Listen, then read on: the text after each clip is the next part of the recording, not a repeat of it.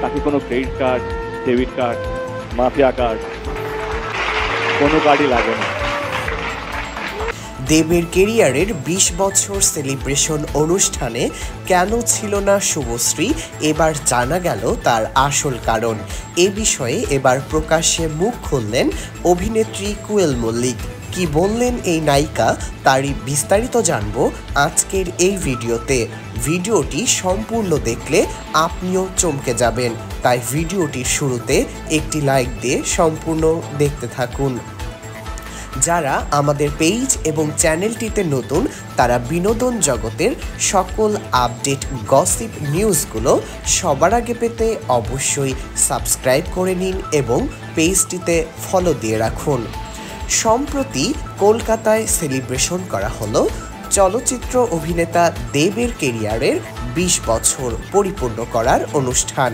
সেই অনুষ্ঠানে দেবের সাথে পারফরমেন্স করতে দেখা যায় দেবের কেরিয়ারের সফল সব নায়িকাকেই, কিন্তু এই অনুষ্ঠানে উপস্থিত ছিলেন না দেবের কেরিয়ারের সবচেয়ে গুরুত্বপূর্ণ নায়িকা শুভশ্রী।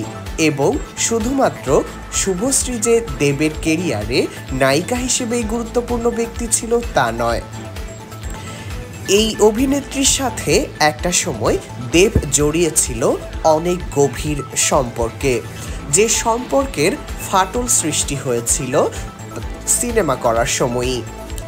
এক সময় দেব এবং শুভশ্রীর মধ্যে এতটাই দ্বন্দ্ব তৈরি হয় যে তারা একজন আরেকজনকে সোশ্যাল মিডিয়াতে ব্লক করে রাখার পাশাপাশি একজন আরেকজনের সাথে কোনো অনুষ্ঠানে দেখা পর্যন্ত করেনি।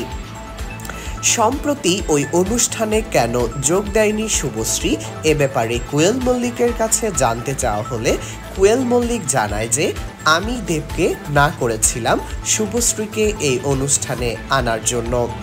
শুভশ্রী যদি আবারও দেবের সাথে এই অনুষ্ঠানে উপস্থিত হয়ে পারফরমেন্স করত, তাহলে সকল মিডিয়া আবারও দেব এবং শুভশ্রীকে নিয়ে নানান ধরনের খবর বা মিথ্যা সংবাদ প্রচার করত, যাতে করে তাদের কেরিয়ারের উপর এটি আবারও খারাপ প্রভাব ফেলত। অন্যদিকে ইদিকা পাল এবং শ্রাবন্তীও চায়নি যে শুভশ্রী এই অনুষ্ঠানে উপস্থিত থাকুক।